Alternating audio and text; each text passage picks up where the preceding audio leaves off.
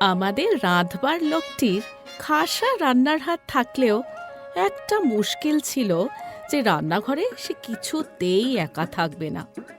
বলুন তো, আজকালকার দিনে এসব নবাবি করলে কেমন করে চলে?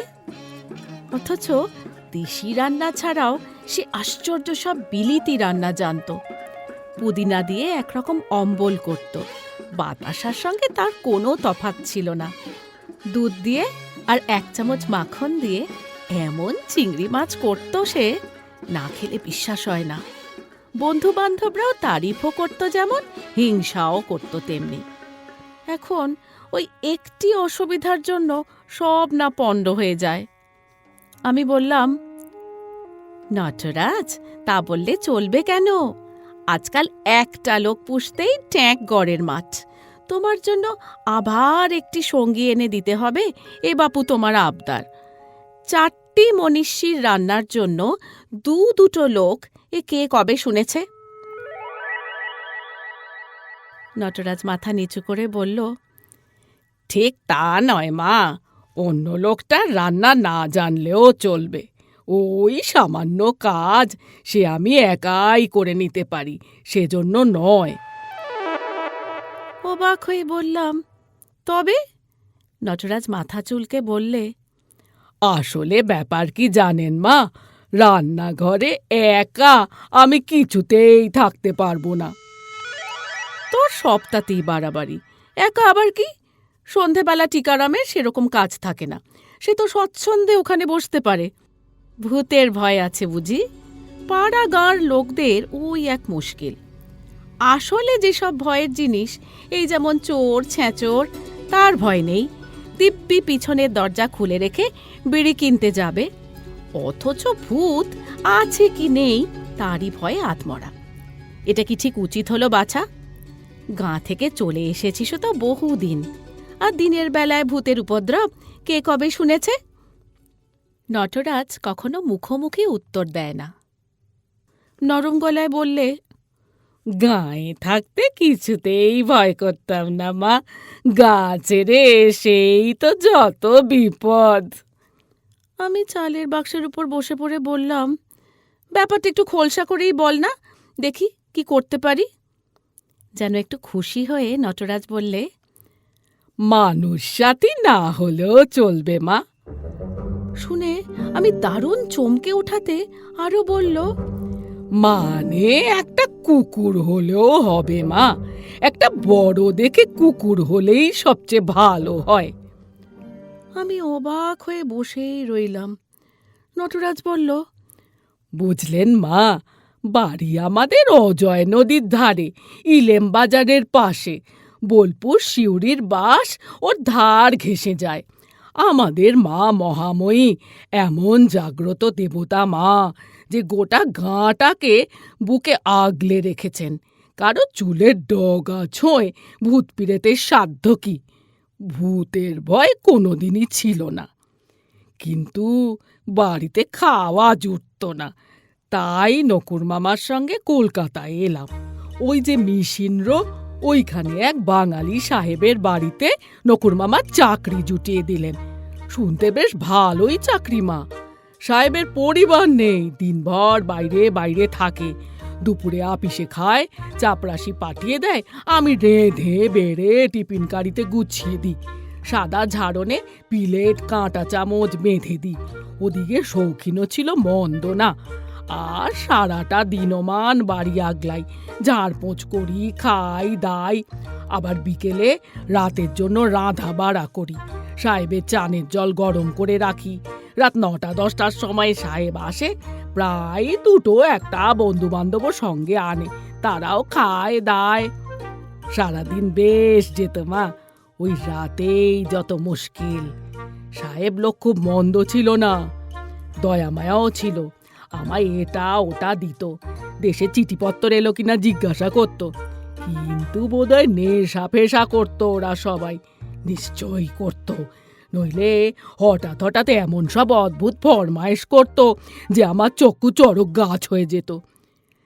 রাতে কিরকম ঘুম হয়ে থাকতো, আমার দিকে চাইতো যখন, তখন চোখ দুটোকে দেখে মনে হতো যেন ছেলেদের খেলার দুটো গোলগাল মার্বল। কিরকম এক দৃষ্টে চেয়ে থাকতো, কথা বলতো না, আমার বুকটা ঢিপ ঢিপ করতে থাকতো। ভাবতাম চলে যাই, আবার দেশের বাড়ির অভাব অনটনের কথা মনে করে থেকে যেতাম। অন্য সময় সত্যি লোক ভালো ছিল, রাতে কেবল বদলে যেত। আমরা মেশিন রোড ওই আদিকালের পুরনো বাড়িটার ৩ তলায় একটা ফ্ল্যাটে থাকতাম। রান্নাঘরের পাশে চাকরদের সিঁড়ি, তারই ওধারে পাশের ফ্ল্যাটের রান্নাঘরের দরজা। তাইতেই আমার সুবিধে হয়ে গিয়েছিল। ওইখানে এমন ভালো এক মেম থাকতো মা, আধবুড়ি, সবুজ চোখ, লাল চুল, দিব্যি বাংলা বলে, আর মা দয়ার অবতার। বলে নটরাজ বোধহয় তারই উদ্দেশ্যে বারবার নমস্কার করল। বিপদে পড়লেই আমাকে বাঁচাতো, দোরগোড়ায় একবার দাঁড়ালেই হলো, কি করে যেন টের পেয়ে যেত, অমনি দরজা খুলে বেরিয়ে আসতো। আজ আবার কি চাই? সাদা সিরকা? তা অত ঘাবড়াচ্ছিস কেন? এই নে। বলে হয়তো একটা গোটা বোতলই দিল আমার হাতে।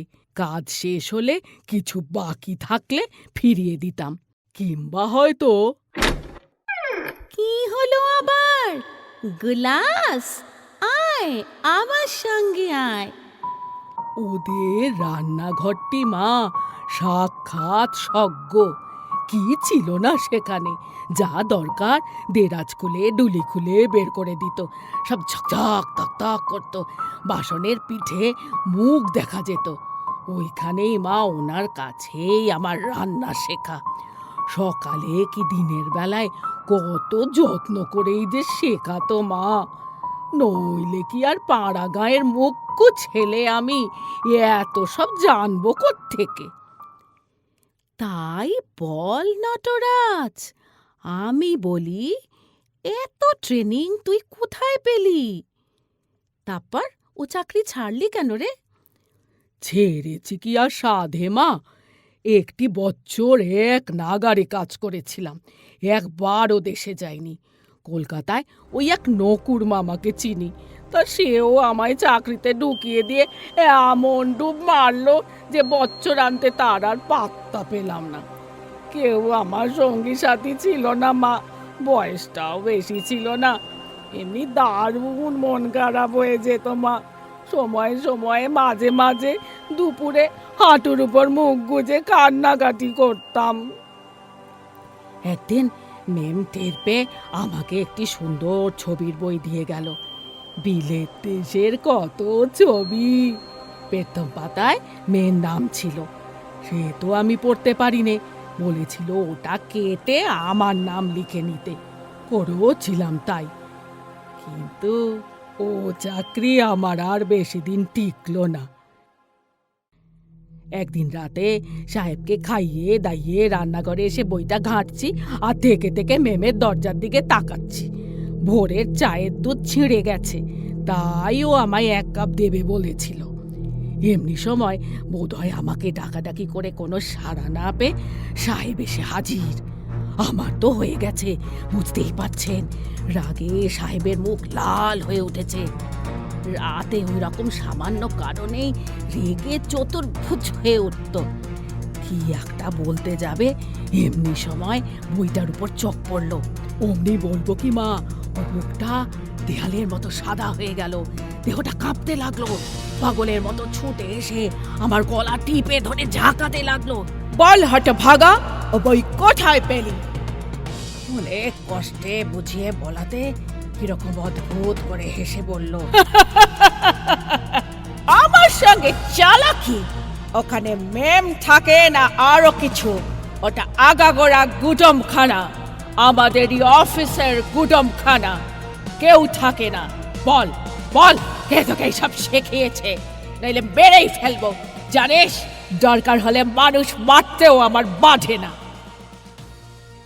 ভয়ে কেঁদে তার পায়ে পড়েছিলাম মা, বারবার বলতে লাগলাম ওই রান্নাঘরে খোঁজ করতে, ম্যাম নিশ্চয়ই স্বীকার করবে ও বই ওই দিয়েছে। তাই শুনে রাগে অন্ধ হয়ে সাহেব ছুটে গিয়ে দরজায় দমাদম খিল মারতে লাগলো। খিলের চোটে দরজার ভিতরকার ছিটকিনি খসে গেল, দরজা খুলে গেল।